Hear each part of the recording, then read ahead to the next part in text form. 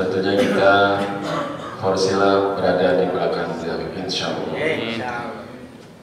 Para jemaah sekalian, mari saja kita dengarkan tausiah ceramah agama yang akan disampaikan oleh putra guru kita Allah Yarham Qiyah Haji Ahmad Baydoi, Inna Rahmat Al-Ustaz Agus Bushairi Al-Hafiz.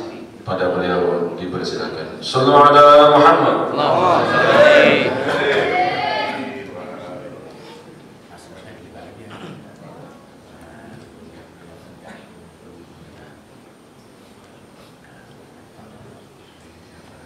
Bismillahirrahmanirrahim. Assalamualaikum warahmatullahi wabarakatuh.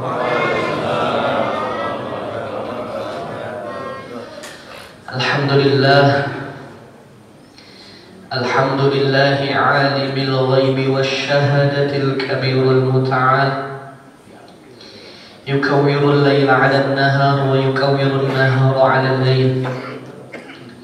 Allahumma salli ala nuril anwar wa sirril asrar wa tiryaqil adyan wa miftahi babil yasar sayyidina Muhammadil Mukhtar wa alihi al-athhar wa ashabihi al-akhyar adada ni'amillahi wa ifdalihi. Amma ba'du, qalu subhanaka la ilma lana illa ma 'allamtana innaka antal alimul hakim. Rabbi shrah li sadri wa yassir li amri wahlul 'uqdatam min lisani yafqahu qawli. Pertama-tama yang saya hormati dan saya muliakan, tentunya baru saja yang telah menyampaikan takrir kitabnya kepada kita semua, guru kita bersama Abuya Kiai Haji Jawas Abdul Khair, mata'anallahu bi thuli hayatih. Yang saya hormati dan saya muliakan, di sini ada banyak sekali para asatidz yang alhamdulillah Allah berikan kesehatan masih bisa hadir di tengah-tengah kita. Yang tentunya tidak bisa Al-Fakir sebutkan satu persatu namanya, namun tentunya tidak mengurangi rasa hormat dan takdim Al-Fakir kepada beliau-beliau semua. Kita doakan mudah-mudahan Allah SWT senantiasa berikan kesehatan, panjang umur, diberkahkan dalam segala rezekinya, dimudahkan segala urusannya, amin ya Allah ya Rabbal Alamin. Dan juga saya hormati, saya muliakan para orang tua, para tokoh masyarakat setempat, dan juga DKM Masjid Jami' Nurul Iman beserta para jajarannya, yang semoga Allah Subhanahu wa taala senantiasa teguhkan hatinya. Allah Subhanahu wa taala senantiasa berikan himmah aliyah untuk terus memakmurkan masjid. Innama ya'muru masajidallah man amana billah wal yawmil akhir wa qama shalah wa ata zakah wa lam yakhsha illallah. Insyaallah kalau terus memakmurkan masjid, terus menunaikan perintah Allah, menunaikan salat, menunaikan zakat, tidak takut kepada apapun kecuali hanya kepada Allah. Alhamdulillah kita masih bisa diberikan nikmat sehat walafiat hingga kita semua dapat berkumpul di tempat yang mulia ini. Salawat serta salam senantiasa kita curahkan kepada baginda besar Nabi Muhammad sallallahu alaihi wasallam. Sebenarnya Al-Fakir ini hanya jadwal aja ya Ustaz ya. Ya selebihnya yang mana DKM Masjid Jami' Nurul Iman mengundang guru kita Abu Kiai Haji Abdullah Abdul Jalil. Kebetulan beliau belum ada, belum hadir. Jadi saya dulu dah. Jamaah Forsila yang dimuliakan oleh Allah Subhanahu wa taala. Terdapat suatu kisah di dalam kitab An-Nawadir. Nama kitabnya An-Nawadir, karya Syekh Syihabuddin Ahmad Al-Qalyubi. Di dalam kitab tersebut terdapat suatu kisah seorang hamba Allah Subhanahu wa taala dan juga kekasih Allah, yang mana beliau ini juga termaktub di dalam Al-Quran namanya dan kisahnya. Siapa lagi kalau bukan Luqman Al-Hakim. Jadi di dalam kitab ini terdapat sebuah kisah Luqman Al-Hakim, yang mana suatu ketika beliau tinggal di perkampungan, kemudian didatangi oleh seorang tuan yang mungkin dimuliakan oleh masyarakat setempat di situ, mendatangi Luqman Al-Hakim membawa seekor kambing. Akhirnya dibawain ke Luqman Al-Hakim, dan Luqman Al-Hakim, wahai Luqman Al-Hakim, tolong dong ini kambing sembelihin, habis itu bawain ke saya ya. Bagian dari tubuh kambing tersebut, bagian yang paling buruk, bagian yang paling kotor. Akhirnya Luqman Al-Hakim, oke, siap. Dilaksanakanlah perintah tersebut. Disembelih, dikuliti, dibersihi, dicincang-cincang semua daging-dagingnya, dan kemudian diambil khusus permintaan sesuai permintaan sang tuan tadi. Minta dibawakan bagian dari tubuh kambing itu yang paling buruk, yang paling kotor. Akhirnya dibawakanlah oleh Luqman Al-Hakim, yaitu apa? Lidah dan hati kambing. Dibawakan lidah dan hati kambing, bagian yang paling buruk dan paling kotor. Akhirnya keesokan kemudian harinya lagi, sang tuan tersebut balik lagi, bawain yang sama lagi, bawain kambing lagi, tolong sembelihin lagi dong. Tapi kali ini permintaannya beda. Kali ini tolong bawakan kepada saya bagian dari kambing tersebut, bagian yang paling bagus, yang paling sehat. Akhirnya Luqman Al-Hakim menuntaskan permintaan tersebut, disembelih semuanya, hingga yang kedua kali ini ternyata apa kira-kira bagian yang paling bersih, yang paling bagus daripada tubuh kambing tersebut? Masih sama, lidah dan hati dari kambing tersebut. Lantas sang tuan bertanya-tanya, apa ini maksudnya wahai Luqman Al-Hakim?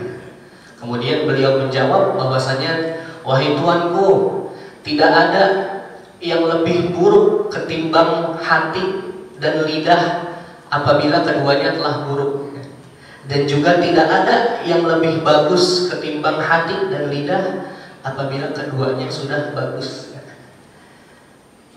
Jamaah fasilah yang dirahmati oleh Allah Subhanahu wa taala, melalui kisah tersebut tentunya terdapat pesan bahwasanya hati dan lidah kita adalah hal yang paling krusial, bagian dari anggota tubuh kita yang sangat menentukan apakah kita bisa bermanfaat, apakah kita bisa menjadi pribadi yang baik, khususnya kepada diri sendiri, umumnya kepada orang-orang lain.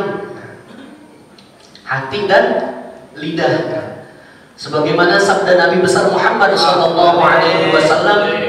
diriwayatkan dari Nu'man bin Bashir, Rasulullah SAW bersabda, ala wa inna fil jasadi mudghatan idza salahat salahal jasadu kulluh wa idza fasadat fasadal jasadu kulluh ala wahyal qalbu.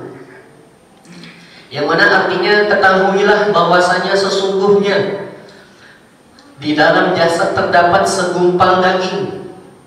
Idza salahat salahal jasadu kulluh.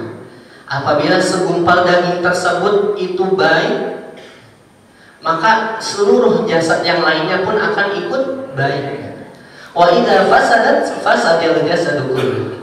Kalau gumpalan daging tersebut buruk, maka buruk juga semuanya yang lainnya ngikutin. Ketahuilah bahwasanya segumpal daging tersebut adalah al-qalbu, hati. Tentunya kita ketahui bersama bahwasanya hati tidak ada yang bisa melihat. Sesama kita tidak bisa saling melihat apa yang sedang dipikirkan oleh hatinya, apa yang sedang terlintas di dalam hatinya. Oleh karena itu, di balik itu, hati perlu sangat kita jaga. Hati yang akan menentukan kita apakah kita selalu hendak berbuat baik atau tidak. Kalau niat kita baik, insya Allah, kalau niat hati kita baik, apa yang akan kita lakukan semuanya akan berbuah kebaikan. Karena hati adalah tempatnya berniat, sedangkan kita tidak ada yang mengetahui niat masing-masing orang. Makanya mudah-mudahan kita meminta kepada Allah Subhanahu wa Ta'ala agar diberikan hati yang sehat, agar diberikan hati yang bersih. Amin ya Allah ya Rabbal Alamin. Kemudian lisan. Lisan ini tentunya peribahasa yang sering kita dengar adalah lidah tak bertulang. Kenapa tak bertulang? Dia licin, gampang banget belok-belok sana sininya, gampang banget ngeluarin kata-kata yang terkadang tidak kita pikirkan terlebih dahulu, yang terkadang menggelincirkan seseorang pemiliknya, pemilik lidah tersebut. Di dalam mahfudzat bahasa Arab sering kita dengar mungkin bapak-bapak, salamatul insan fi hifdzil lisan. Keselamatannya seseorang itu bergantung kepada menjaga lisannya. Kalau orang bisa menjaga lisannya, insya Allah dia selamat. Selamat daripada apa? Tentunya dia bisa selamat menyelamatkan dirinya sendiri dari berbagai macam kata-kata yang tidak baik, kata-kata yang mungkin dapat menyakiti hati orang, kata-kata yang mungkin merendahkan seseorang lainnya atau sekelompok tertentu, yang mana hal itu merupakan suatu hal yang amat besar di sisi Allah. Walaupun ngiranya kita itu mah enteng aja, cuma perkataan doang. Di dalam Al-Quran Allah berfirman, "Iltalaqawnahu bi'alsinatikum wa taquluna bi'afwahikum ma laysa lakum bihi 'ilm wa tahsabunahu hayyina wa huwa 'indallahi 'azim." Tatkala kita berucap dengan lisan kita sesuatu yang bukan ilmunya kita, wa taquluna bi afwahikum, dan mulut kita berbicara ma laysa lakum bihi 'ilm, wa tahsabunahu hayyina, dan kalian kira hal tersebut adalah sesuatu yang ringan, wa huwa 'indallahi 'azim, padahal itu di sisi Allah akan mendapatkan dan ditanyakan pertanggungjawabannya. Mulut yang kita keluarkan, lisan yang kita keluarkan, ucapan yang kita keluarkan apa saja? Apakah ucapan-ucapan kalimat thayyibah, perbuatan baik dan lain sebagainya, ataukah ucapan-ucapan buruk, ucapan yang seringkali dapat memisahkan ukhuwah Islamiyah dan lain sebagainya? Karena di situ lisan adalah hal yang paling sangat kita jaga. Tidak heran zaman sekarang di mana-mana banyak keributan sana sini. Keributannya bukan ribut di lapangan, keribut kelihatan ributnya, tapi di mana? Di medsos dan lain sebagainya. Medsos meskipun tangan kita yang mengetik, tapi itu adalah merupakan cerminan dari lisan kita. Dan apa yang kita keluarkan dari lisan adalah apa yang kita miliki dari hati kita. Maka apabila tadi kita bisa menjaga hati kita, maka insya Allah kita bisa menjaga lisan kita. Semuanya keributan yang ada di zaman sekarang ini karena banyak sekali orang-orang yang berbicara. Kata Imam Al-Ghazali apa? "Lau sakata man la yadri laqallal khilafu bainal khalqi." Kalau saja orang yang nggak pada tahu, itu kan kebanyakan di medsos sekarang, yang bukan dokter ngomong dokter, yang bukan ulama, yang bukan ahli agama ngomong agama dan lain sebagainya, banyak sekali tercampur. Kata Imam Al-Ghazali, jikalau saja orang yang tidak mengetahui itu diam, laqallal khilafu bainal khalqi, niscaya akan sedikit terjadinya perselisihan. Nah, mudah-mudahan kita semua diberikan hidayah dan taufik oleh Allah Subhanahu wa Ta'ala agar senantiasa merawat hati kita, menjaga hati kita menjadi hati yang baik, hati yang bersih, sehingga apa yang kita keluarkan daripada lisan kita, perkataan kita adalah tidak lain merupakan hanya hal-hal baik yang berbuah baik kebaikan yang membawakan keselamatan dan perdamaian di antara kita semua. Amin ya Allah ya Rabbal Alamin. Terima kasih, mohon maaf apabila ada kesalahan kata. Wassalamualaikum warahmatullahi wabarakatuh. Waalaikumsalam.